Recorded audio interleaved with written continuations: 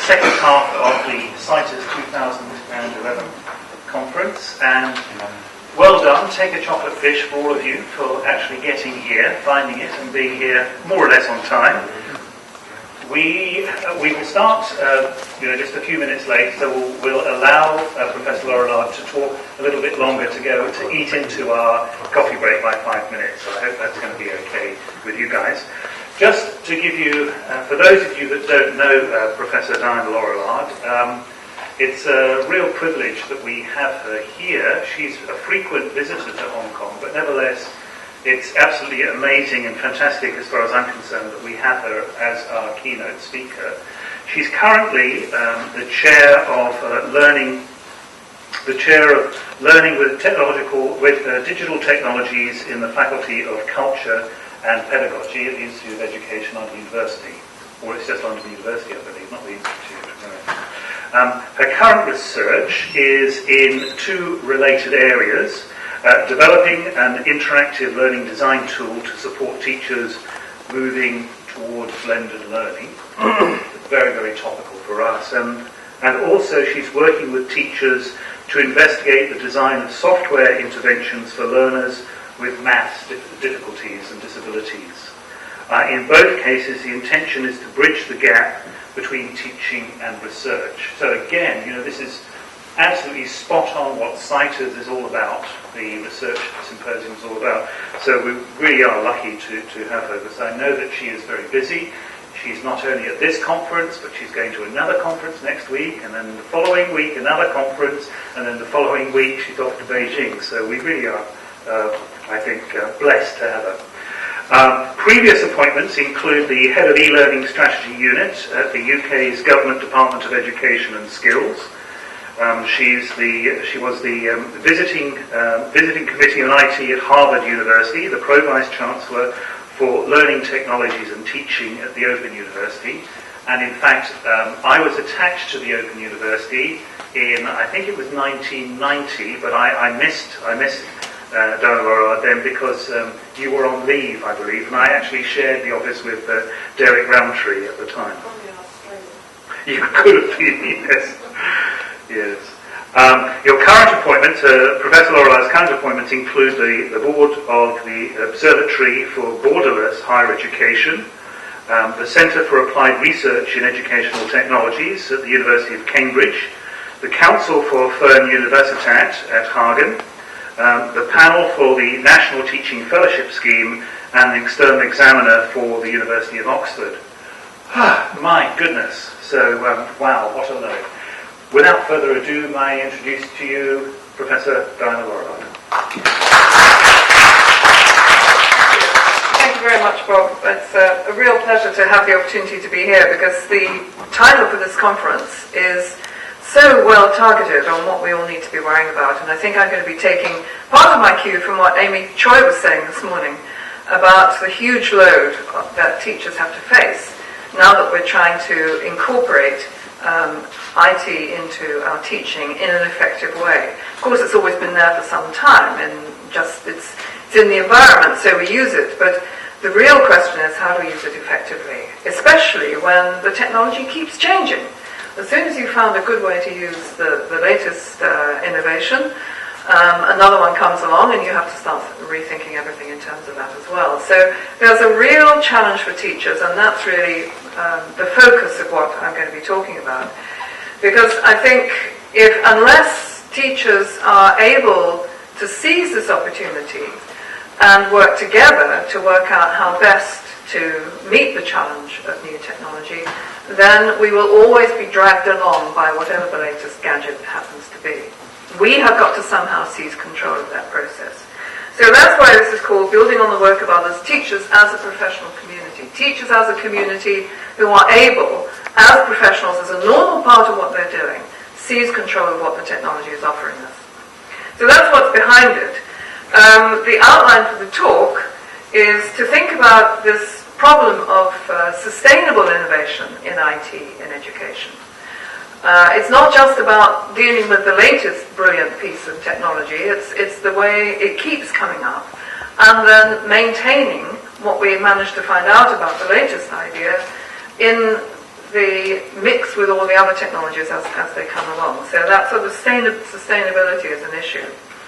I'm going to say a little bit about the way in which we've tried to manage this, and as Bob was saying, I've got some experience of working at both institution level in the UK's largest university, the Open University, trying to develop an e-learning strategy there, and then at government level, on a national basis, trying to join up all sectors of education and think about what sense it makes to think about e-learning at that level. And the bottom-up strategies as well, which is where you let the groundswell of innovation bubble up somehow. And all of those strategies have essentially failed, so then what I want to go on to do is to talk about how we might try and support teachers more directly. Teachers collaborating for effective innovation, both in terms of capturing their own good pedagogy in relation to technology-enhanced learning, and enabling the community to build its knowledge. So just to outline some of the development challenges, it's not peculiar actually to technology-enhanced learning, which I will sometimes abbreviate to TEL, just because it's a bit shorter to say. Many of the studies of educational innovation have concluded that the key factors needed to change teacher behaviour are additional time, additional training, cultural change, senior staff involvement, a link to personal reward. So that's come out of a range of studies, not just about TEL, but about all sorts of other things as well. And if we ask ourselves, in all of those kinds of educational innovation, of all of those, IT poses even more of a challenge, because not only is it a new way of teaching, which is what all these other kinds of innovation are offering, like new ways of teaching reading or something like that they might be. With IT, you've also got the problem of understanding what the thing is, because what a wiki is, or quite what a blog is in educational terms, and what's the best way of using it, is not completely straightforward. So you've got to understand it, you've got to come to grips with how and how to use it, and where it is, and what it might be. So there's that additional load. Then if we ask ourselves, of all those 5, 6 things which people typically find difficult about educational innovation, how many of these factors are addressed in your institution's education innovation strategy? I think if we look at what Amy Troy was saying this morning, certainly senior staff involvement is there, and that's absolutely critical. And if you have an e-learning strategy for the institution, then de facto you have senior staff involvement in some way. They've recognized the importance of it. But that doesn't mean that they're engaged with all the other things about the teacher's need for time and for staff development and for a sense of personal reward, and a shift away from the traditional culture which says, if you know your subject, therefore you can teach. Now, that's not the case in school training. There's a long tradition in professional development in school training, but not in higher education, at least not in the UK. And I wouldn't want to lump all countries' higher education together, but the number of teachers in higher education who have been trained to any degree in how best to teach their subject is tiny. So that's a major factor in understanding how to bring educational innovation in. Then we might also ask, where there is investment, and in IT throughout the education sectors there's been a lot of investment by government, the majority of it has been on hardware and infrastructure, sometimes software, but the majority of that spend has been on hardware and infrastructure. How much of it has been on supporting teachers, on thinking about this huge body of people has now got to completely rethink the way they're doing their job? How much help are they getting? How much are we going to invest in that? People don't seem to ask that question because they don't come up with an answer which says, well, we'll invest about 10% of the overall, or anything like it. It's nothing like commensurate with what governments and institutions spend on making the stuff available to you. So those are some of the challenges, and I think certainly from a couple of studies in the UK, and I think it was Nick or Peter this morning was referring to one of the other JISC studies. This one looked at the student experience and how teachers felt competent to transform the student experience, and essentially what they were recognizing was that using learning technology to supplement rather than transform learning and teaching practices was a problem. Lack of time to devote to pedagogy, lack of time to reflect, lack of confidence, need for practitioner case studies, and so on. So the teachers, the teaching community, feels in need of a bit of help here. This is a real struggle, and it's not going to get any easier because the technologies are going to keep changing. So we do need some help. And a recent study, which was carried out by the Higher Education Funding Council in the UK, looked again across many institutions and recognized that although there was planning for infrastructure and resources, the business models weren't so evident, and especially the financial information about running open and distance learning. That's what ODL stands for. So that all these organizations, although they've had the technology around for decades, it's not as though the idea of the technology is new. And within the research culture in higher education, it's used a lot.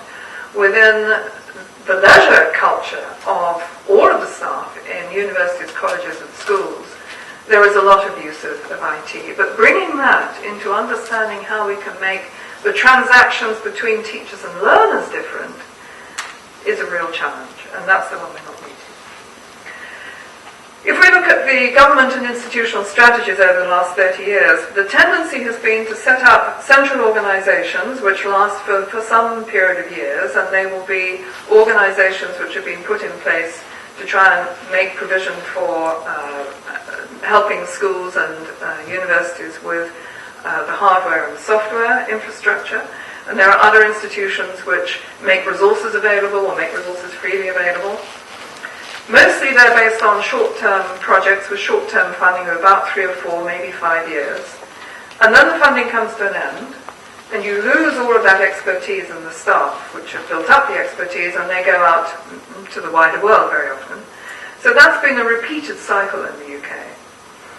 And each time a new one comes along and government decides, or the institution decides, okay, we really need some investment, then you get very good rhetoric about what we must all do.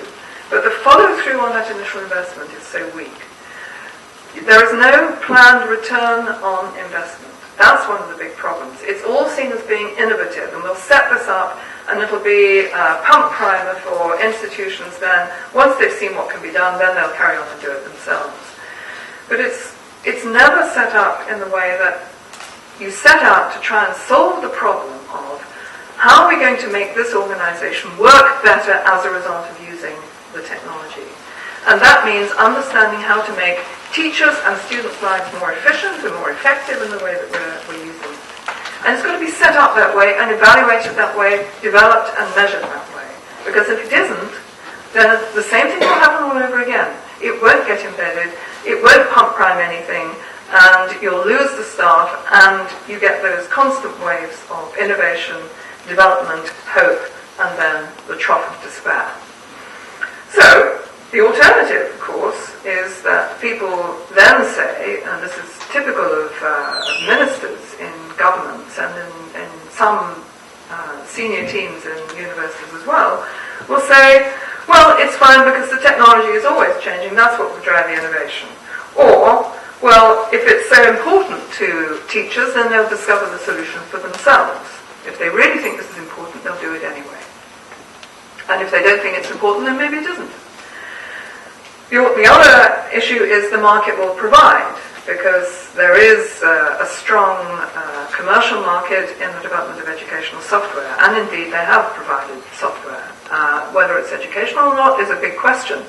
And certainly, they have not involved the academic community in any of the sectors in the way that they could have done. They will very often say that they've tested things out with schools or with teachers, and the teachers all like them, which is probably true. But they have not been designed to improve the quality of the pedagogy of those learners. They've been designed to appeal to teachers, to appeal to them as some kind of support for their current teaching, but they've not been designed to really change the quality of the learning experience. They look nice, they're kind of fun to play with, but they don't necessarily mean that the student learns better. So the activity ends up being neither sustainable nor really improving. So what do? Well, we've got the promise of open education resources. I'm sure you're aware of this area of teachers creating things and then depositing them in a kind of library where you can go and find the good simulations that somebody has made, or the good lecture presentations, or the good digital documents that people have prepared for their students. And that's useful because that can, teachers can use it. If somebody's made a good simulation in engineering, then it's good for other engineering teachers to be able to get hold of it. That's helpful. That's something. But it's not everything.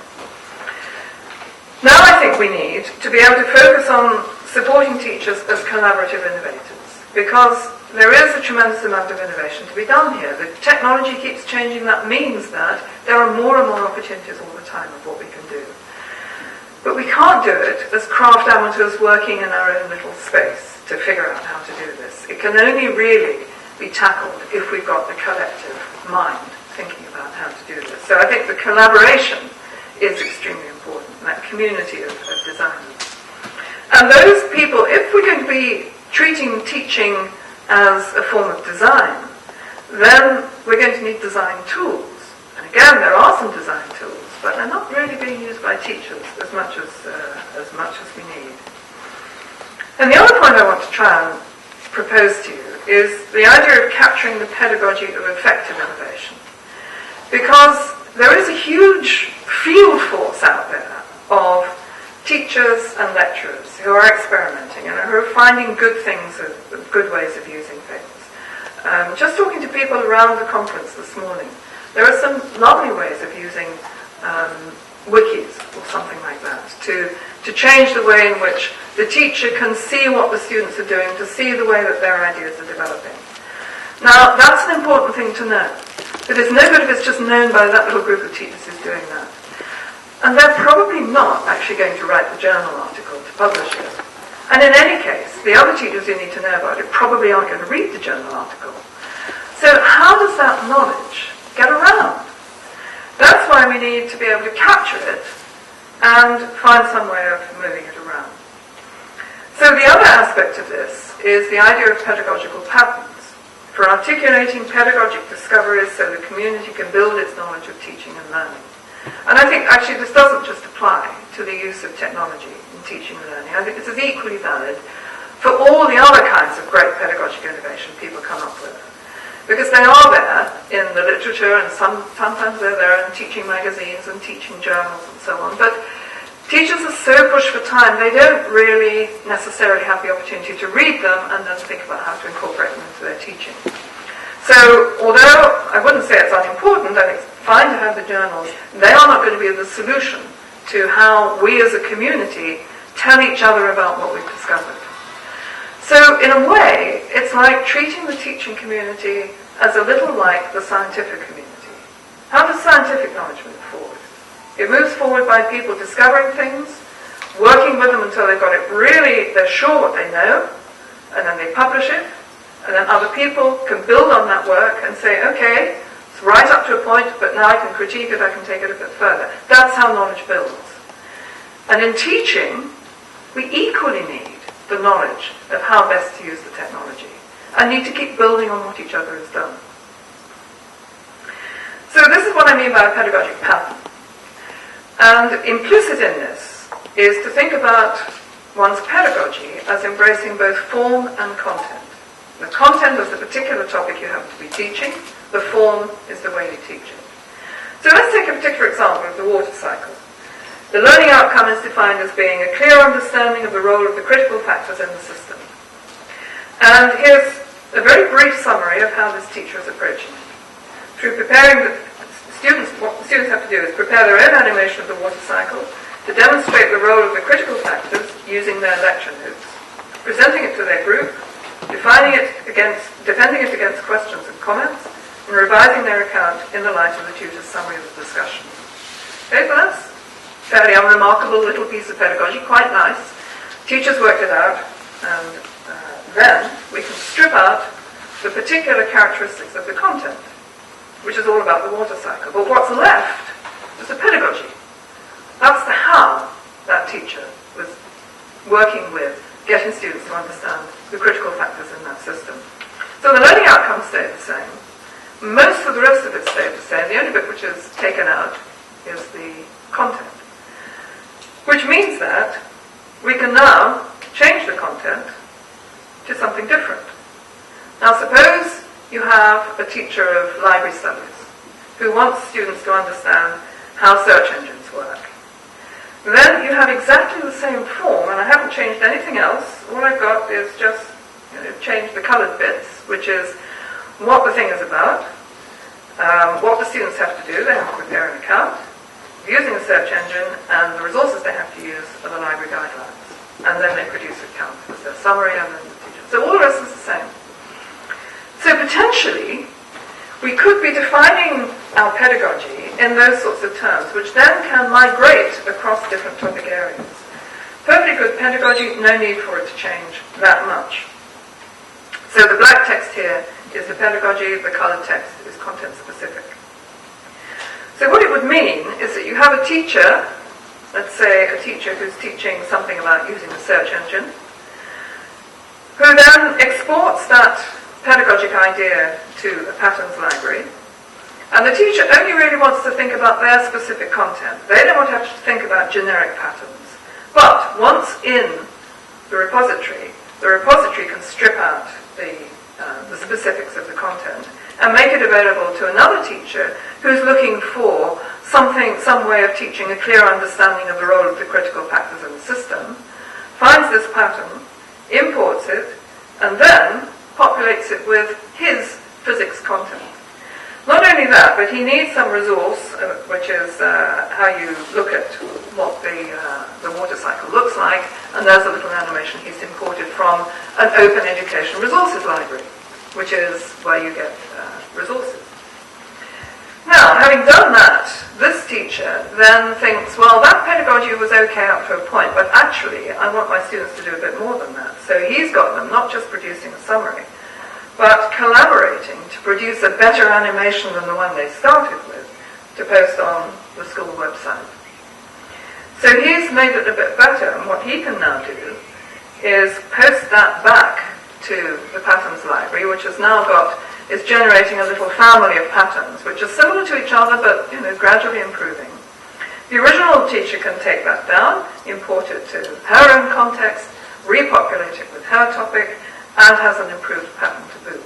So that's what I mean by that sort of cycle of innovation, of being able to build on each other's work. Because you've got something which is sufficiently formalized that you can have it understood by a library that can say, it's basically this learning outcome is what you're after, and these are the kinds of things you can change to make it work for you. Not only that, but that teacher can also discover that his students have made a better animation of the water cycle and can post that back into the OER repository.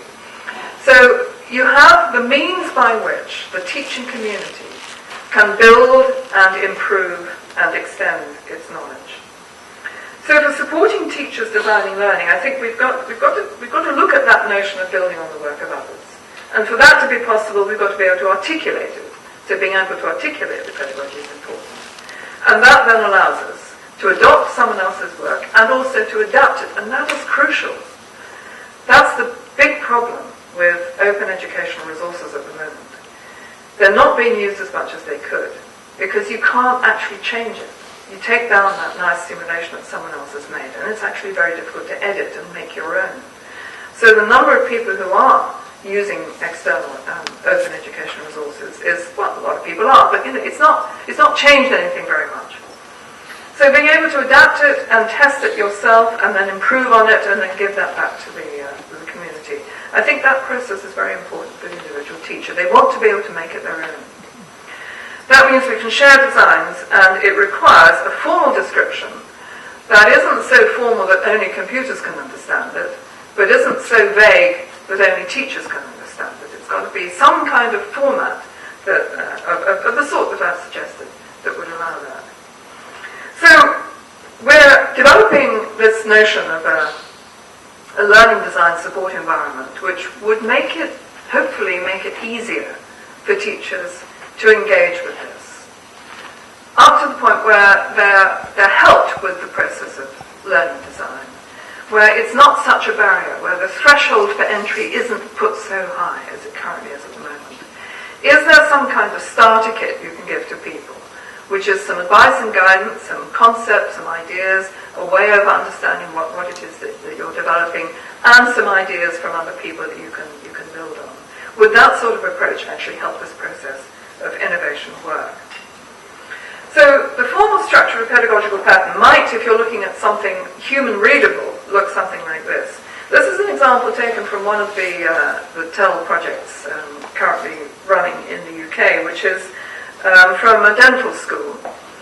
And they are working on a HapTel project, it's called, which is creating haptic technologies to teach dentists how to drill a tooth. So here is the original conventional way of teaching, which is students are in a large lab, 70 students in a lab, and they have a model skull and a real dentist drill and plastic teeth to practice on. Okay, so this is the way that the pattern for this pedagogy looks. You have a short description, you have a learning outcome, you categorize those according to the kinds of teaching and learning activities you've got, you time each one, and you present and you define that color-coded content to take out the content so that you can create a more generic pattern. So those are the basics of the format that a pattern offers. And that text is where the teacher is really representing their effective pedagogic design. So that's just text written by the teacher, but it's categorized text and it's timed. Because there's a big difference between spending 10 minutes on an activity and spending half an hour on an activity. It's pedagogically different, so the timing is important. It's got to relate to the learning outcome, because the point of the pedagogy is to achieve that learning outcome, so that has to be that type relation. So a pattern might evolve like this. Here's the original pattern, with the idea being that the students have to achieve and improve a practical dental skill. And I'm sorry about the example, because I know it's not a nice thing to think about, but that's what they're having to do. And all the better, they should be well trained after all. So they're introduced to the idea of a well-prepared tooth. That's the outcome. The heuristic principles of how to achieve it. Then practice the skill of drilling a decayed tooth. That's the topic. And using the tool, a drill, and the resources, plastic teeth, to revise their approach in the light of feedback. So that's the results they're using. So all those coloured bits are then changed for the TEL program, which is using a virtual drill instead of a real drill and plastic teeth. And this is a kind of virtual environment setup where you have 3D glasses and you have a hand-controlled virtual drill, and you can see in the picture what you're doing with the tooth, and you can see that you've drilled away too much good tooth and you've actually got a lot of decayed tooth left. So that's what you can actually see. And then, having got it all wrong, you can rub it out the slat again, and then you can play it back when the tutor comes around to look at what you're doing. You can play it back and see how you went wrong, and discuss how to angle it better or not to press so hard and things like that. So the virtual drill gives you pretty much the same experience, but with a lot of added feedback that's enabling you to see exactly what you've done and how to get it better. So it's a different pedagogic experience. And by being able to analyze what those different kinds of teaching are, you can then feed back to the teacher precisely what the comparative value of those two types of teaching is. That's the lab version. If you translate all of those different kinds of learning activities into now the virtual drill, is giving you much more purple, which is the much more practice. So you're getting much more feedback and adaptive practice as a result of having that virtual drill than you can when you have a real drill, and you don't know really how to interpret what's going on. You have to wait for the tutor to come along, look at what you've done, and then you get some idea of it. So what we're doing then is trying to capture these different pedagogies. We know that we expect there to be a difference. We ought to be able to describe that difference and capture it, and then analyze it and present it. So going from the conventional lab to the virtual lab, we ought to be able to see what kind of difference it makes. Then, having got your generic pattern for improving a practical skill, you can put all sorts of other content in there, and you could achieve the goal of good parking by practicing the skill of bay parking using a virtual car, and you've got the same kind of pedagogy there. So it's in that sense that the pedagogy can migrate from one topic to another. And if you've got a very good idea of how to use haptic technology, there's no reason why that shouldn't translate to other kinds of area as well. So the formal representation of this within a design tool is to enable the teacher to prepare their design by being given a number of pre-existingly defined teaching and learning activities on the right-hand side, and a timeline on which they're preparing the sequence of activities they will give their students. So the structure of this is to have blended learning design, selected online and classroom activities, which you get from this given group of teaching and learning activities already defined, in fairly generic terms, like a tutor-supported class, a tutor-supported group, tutor-supported individual session, resource-based activities, TEL-based activities, and so on. So there's a number that you can choose from, and as you choose each one, drag it onto the timeline, you can change its properties. So this has been predefined as being, let's say the resource-based activity is predefined as being primarily an inquiry learning process, but partly also an acquisition learning process, so it's 60-40 as its initial definition. It's also been defined as something where it will take the teacher 2 hours per student hour of learning to prepare it, and no time to present it because it's a resource and they don't need to be there. So you can also look at what kind of difference it makes to the teacher. So as a teacher's going from a small group tutorial to using, let's say, a wiki, which they get lots of students to use, what difference does it make to the teacher workload? And that was an issue which came up this morning, I think more than once actually. When you're thinking about what it means to give a lecture, where does your time go? Does it all go in the presentation? Does it go in the preparation? If you're doing something like creating an online video capture lecture, you probably spend a bit more time preparing it. But that lecture can then go to lots and lots of students without you being there at all. So that's an important balance to understand. And unless we have some way of defining, formalizing and capturing that, and thinking about what it means, then as institutions we're going to keep on losing out on that return on investment. Because at the moment what happens is that there is just more and more put onto the teacher without any evaluation of where their workload is going. So partly it's also a way of evaluating how best does a teacher spend their time. Is it always in presentation, being with the student, or can you do something to give yourself more time than that by reducing the amount of time you have to spend on developing the resource? So as you build these teaching and learning activities on the timeline, you can also decide on your own titles for them, put the descriptions into these activity notes, define the group size, the kinds of resources and so on. So that you're tailoring it all the time to your own. And whether you've imported this from someone else or you're developing it for the first time, the teacher can change everything. Properties, the instantiation of it, the time used, the group size and so on is all editable. That means that we can model your design because the system now knows everything you've done. It knows how long you're teaching each different kind of thing for, so it can evaluate that in terms of where your teaching design has gone. So in this particular one, we've got the model returning the effect of the design of the type of learning, whether it's acquisition learning, inquiry learning, discussion learning, practice, or production. And we've also got collaboration in there now, by the way. It can also evaluate it in terms of teacher time and how much time the learner is spending in class, which can be important for learners too. So that's not an evaluation in the sense of saying it's good or bad, because there is no way we could put judgment into this, because you can never be sure what's going to be good for a particular context. So all it does is analyze what you've done, giving you an opportunity to reflect on that and decide whether you're happy with that. This might be a circumstance in which majority being acquisition learning is just fine. But you might also want to increase the amount of discussion time you've got for learners. Then you go back to the timeline, extend that, or bring in different kinds of activities and so on. So the process really is kind of to support that thinking and reflecting about what am I doing for my students, what's my role in it, how is this turning out for them. And then when I've got something good and I test it out, then I can pass that thing on to other people. This is one of the ways in which you might see a pattern.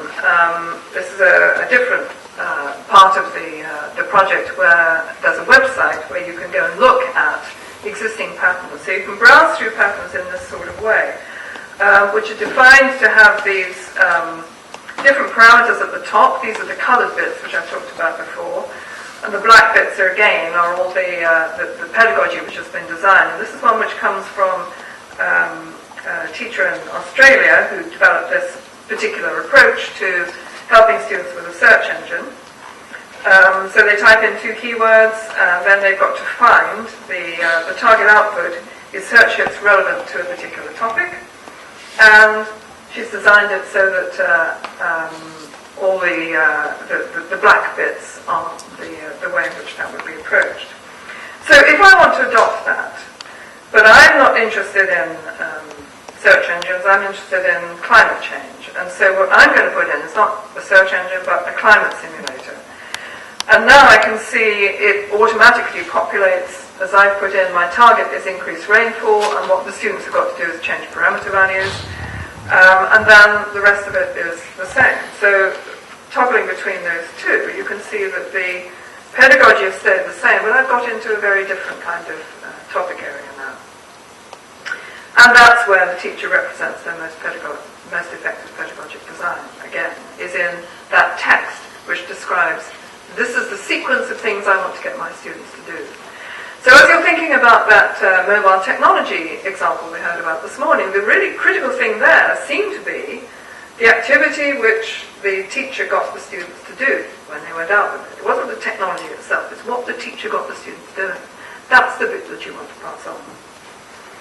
Here's a way of capturing it. So once you've got your nice pedagogic design, how do you get that into there? And this is still under development. It's very much a research tool, but it's an approach which we're testing to see how far people can deal with it. So you define your learning outcome, you select a pre-selected teaching and learning activity, or you define your own, which means that you have to select what type of activity it is, whether it's reading or investigating or discussing or practicing. And then you input how long it's going to last, and then you describe it. Again, putting in your own version of what students are actually doing. So that's a way in which you can record this, then submit it to the website, and then other people will see that kind of thing which I was showing in the previous one. Again, enabling them to take out the content bits if they want to and reorganize the pattern. But it's a way of relatively straightforwardly capturing, if there's a website there and anybody can put in the way they've thought of doing something, then you begin to get a collection of good ideas generating. And the best ones will, one hopes, come to the top. So the idea is that you can compare the effects of group size, alternative teaching methods, use of technology, and see the effects of those on the learning experience, the type of learning, teacher time, time in class, and so on. And that's what helps you focus attention on the quality of learning design and the appropriate use of blended learning methods. This knowledge has got to come from the teaching profession. They're the ones who are out there all day, every day, with students, learning about how students react to things, learning about what works best. So unless it comes from that huge field force across the world, across all of those sectors, how can it possibly come from anybody else? Why should it come from anybody else? It's teachers have got to do this. So being able to capture and record and pass on that knowledge they're developing is what's so important. So the idea of supporting teacher collaboration then is partly to build on the work of others. It has this unfortunate acronym of BOTWOO, but it is at least memorable. And what it means is importing pedagogical patterns of good teaching and open educational resources to populate the patterns, which enables you to adopt, adapt, analyze, trial, redesign, retest, and publish. It's also about developing knowledge of using technology-enhanced learning. So we can offer technology-enhanced learning versions of conventional design. So you've got your conventional pattern. Now let's take out that bit in the middle, which was about a conventional resource, and put in a blog or a wiki or a delicious site or a something, and test that and see if it still works. And then you'll find there's actually something more you could do with it, say you add on another bit, and then you give it back to the community. That could be a valuable process. But I think it's important to model not just the pedagogical, but also the logistical benefits and disadvantages. Because sometimes you can find the technology just takes up more time than it should. So, and it's not using learners' time optimally. So I think it's just as important to know what the disadvantages are too. So the design tools then, I mean, I think the best description of what I've shown you is almost a kind of micro world for teachers to enable them to kind of play with the designs. And the thing about a micro world is that you get something back from having done it. So you get some analysis of what did you just make? What does that now look like? Well, here's a pie chart and here's a bar chart. You know, so we could probably get a better kind of visualization of pedagogies eventually, but you know, it's a start. And remarkably, in testing this with people, it's the pie charts which have had the most impact. And they're sort of pretty colours or something, I don't know. But you know, it's just the idea that I can get some help with thinking through what I've made here in my design for my students. So being supported also by a learning design ontology, which is all of those concepts. So things like, what are the basic types of learning? I mean, those are the things we all talk about. It's learning through acquisition doesn't get talked about very much, but it is what most of us do most of the time, actually, in the learning context. Learning through discussion, learning through practice, learning through collaboration, and so on. Well, that's 5 or 6 types of learning. Is that enough? If you try to expand that to 10 types of learning, maybe that's too many to cope with. What's the right balance? Well, there's a starter kit here. There's an ontology which is already worked out. You can begin with that, and then maybe, because it's self-configuring, maybe the teaching community will develop 5 more, which we think are equally important. But we've got something to begin with. So the important things there are the pedagogical patterns, and I think open educational resources equally. That's another way of sharing ideas. Very important to publish, but to publish with the expectation of also adopting. I think the adopting, I should have perhaps highlighted that as well, because the web itself is testimony to the fact that people are prepared to publish their stuff. That does happen.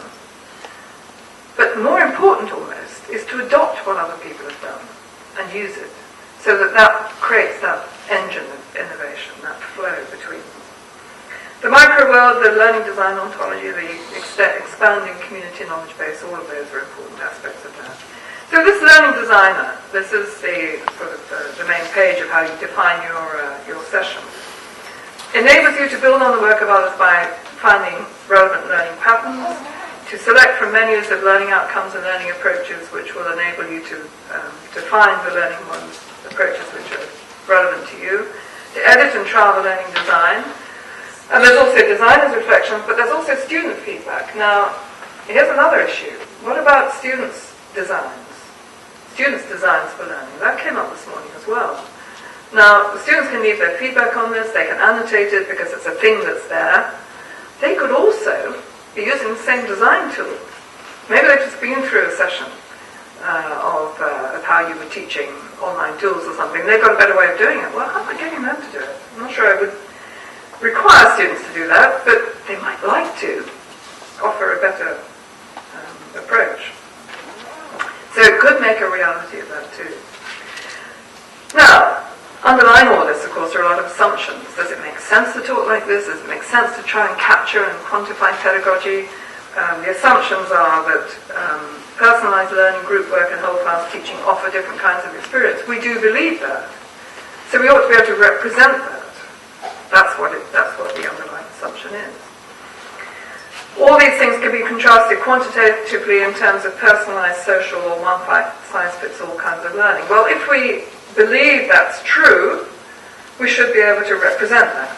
That's a bar chart. Your teaching is predominantly personalized with a little bit of social. Well, it's useful to kind of reflect on the extent to which you've achieved that. Different teaching methods support different kinds of learning. Student group size affects the learning experience. Online discussion enables a higher proportion of student input than face-to-face discussion groups. There is no assumption of greater or lesser value. The microworld model uses your parameters to analyze your design. So those are the basic assumptions. And I think insofar as we can make those quantitative comparisons, that online learning, online discussion groups involve students more than face-to-face discussion groups, and we do have the data to show that, then why not have a system that can tell you that? And that's what you've done. So to summarize then, building on the work of others means sharing ideas, designs and lessons, capturing good blended learning pedagogy as a pattern, abstracting it for others to adopt and adapt, and populating those well-designed patterns with others' resources. To adopt, adapt, test, improve, share. And that means having design tools for exploring blended learning pedagogies, and it means that teaching becomes more like research. We talk a lot about collaborative learning for students, but we have to also recognize the importance of collaborative learning for teachers, because we are learners in the context of how on earth do we make good use of technology-enhanced learning. Those are the websites. Be most grateful for your comments there and for using the patterns and trying things out and coming back to us with further ideas and feedback. But I think as a community, we've got to get on top of this technology forever. Not just for a short-term project, not just for this particular new innovation, but we've got, as part of our professional work, this has got to become just the natural thing that we do, is figuring out how to do this for the best and learning from what others have done as well. Thank you.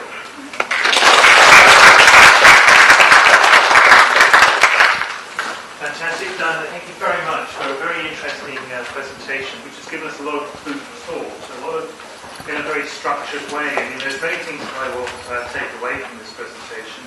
Key things around the concepts of sustainability and transferability, for effective innovation in IT, supporting teachers as collaborative innovators, your pedagogical patterns, the setting up of structured, stripped-down repositories for generic use, I thought was really excellent, and we'll certainly use that in our case studies as well. I liked building on the work of others, and the bot woo I thought was very memorable, very important, significant. Adapting, adopting, and publishing, all of those are all very important together. We will certainly make links to your links on our website. And thinking of teaching more like research and the nexus between the two. So thank you very much. Now, before we go away for a break, I think it would be terrible if we weren't able to offer the floor an opportunity to ask Professor LAURILLARD a couple of questions. So may I give you an opportunity, but can your questions be really short and punchy?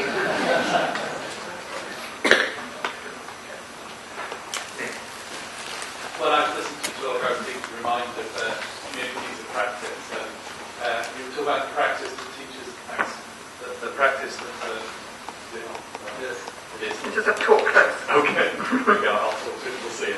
But I was reminded about the practice, and also when I looked at the sort of design tool, the pedagogical patterns, it reminded me a bit of sort of communities of practice has community practice and domain.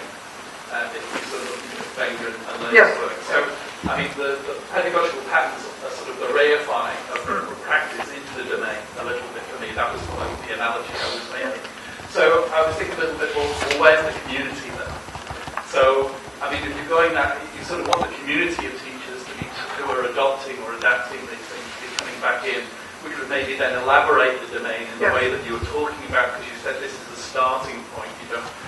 Fair enough, it is, right? So it's a good starting point. So I want you to maybe comment on how you see the community of the teachers fitting into what you're doing right now.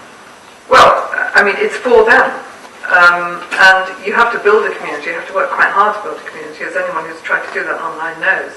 And I think that our starting point has to be within an institution, probably sometimes within a course team or a program, or within a school that's trying to do, and it helps if you're trying to do something new. If you've got a group of people who want to do something new.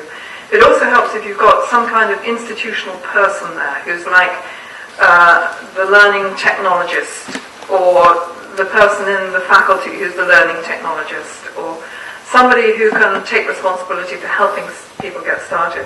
And it helps if you've got a common problem, where you really need to rethink the design of this course or something like that. And you begin with those kinds of communities of need before you can get to the larger community of just anybody. And I have in mind Professor X, who wouldn't dream of going near the technology and gets drawn in. Because this is the thing that helps them produce the proposal for the validation committee. And you can just do that. And then you think, actually, there's a few other things I can do as well. I don't know. I mean, it's a hard sell, I think, to a lot of people. So you start with the easy ones first. I guess I'm also wondering about if we alter the name, the pedagogical pattern we add to it, or we add Yes, those parameters. How does that go back to the local, say in Hong Kong, the institutions in Hong Kong, to... How does it get to the rest of the community? You've made something, you send it to the website, and there's a collection. So it's a public collection. Insofar as you're prepared to make it public, there might be a university collection or a school collection, but that's up to the locals, really. Last question. I'm sorry, we can only afford one more. Yeah, that's a good question. That's a lot of pressure. Hi, Stephen Hawkland, University of Toronto. It was a really nice demonstration where you had the learning pattern, and then you kind of flipped the switch, and all the context-specific information went away, and then you had the pure, kind of instantiation of the pattern. But I could also imagine kind of the main experts flinching in their seats and saying there's no such thing as domain independent pedagogy. And I wonder if you've met those kind of objections, or how closely is the pedagogy tied to the concept? It's a fundamental objection that people make. They say my discipline is special. Everybody says that. And there are things like signature pedagogies. I think you may have heard of. Medicine has a signature pedagogy, business has a signature pedagogy, but those are good pedagogies. They could go across different kinds of discipline areas. And I mean, when you think about traditional education, we have standard pedagogical patterns. We have one right here. This is a standard pedagogical pattern into which you can put any, we have them. So I don't think we can be too precious about that. So you have to, fight right back when you get that. And actually, to be fair, there are some interesting logical, conceptual problems about stripping the content out, because sometimes the bits you're stripping out have an important relationship between them, and you can't just put anything back in.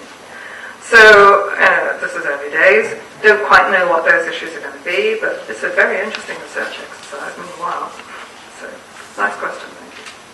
Great, well, thank you for coming, but particularly thank you very much, Professor LAURILLARD, for giving us an absolutely fantastic keynote address. And there's just a minor appreciation of our thanks for making this tiny little break. Thank you.